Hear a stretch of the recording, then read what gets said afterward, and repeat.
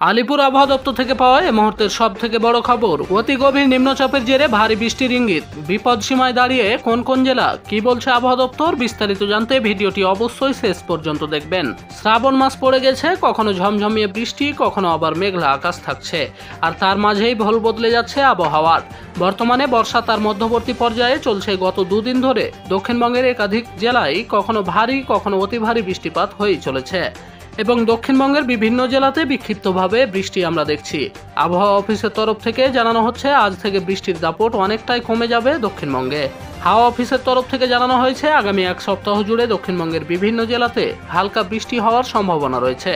এর মধ্যে পড়বে কলকাতা, হুগলি, উত্তর চব্বিশ পরগনা, দক্ষিণ চব্বিশ পরগনা, পশ্চিম মেদিনীপুর, পূর্ব মেদিনীপুর, ঝাড়গ্রাম, পূর্ব বর্ধমান, পশ্চিম বর্ধমান, পুরুলিয়া, বাঁকুড়া, বীরভূম, মুর্শিদাবাদ ও নদিয়া জেলা।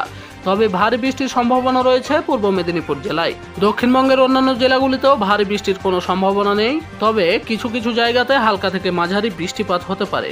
বৃষ্টিপাতের সঙ্গে বজ্রবিদ্যুতের সম্ভাবনা রয়েছে, সেক্ষেত্রে বজ্রপাতের সময় বাড়িতে থাকার চেষ্টা করবেন।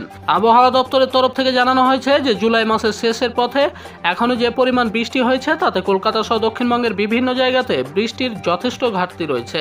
কলকাতার মেঘলা আকাশ থাকবে আজ সারা দিন ভোর, হালকা বৃষ্টি হতে পারে, সাথে বজ্রবিদ্যুৎ সহ বৃষ্টির সম্ভাবনা রয়েছে। শহরের সর্বোচ্চ তাপমাত্রা 31 ডিগ্রি সেলসিয়াস ও সর্বনিম্ন তাপমাত্রা থাকতে পারে 27 ডিগ্রি সেলসিয়াসের আশেপাশে। অপরদিকে আগামী 7 দিন উত্তরবঙ্গের সব জেলাতেই হালকা থেকে মাঝারি বৃষ্টিপাত হতে পারে।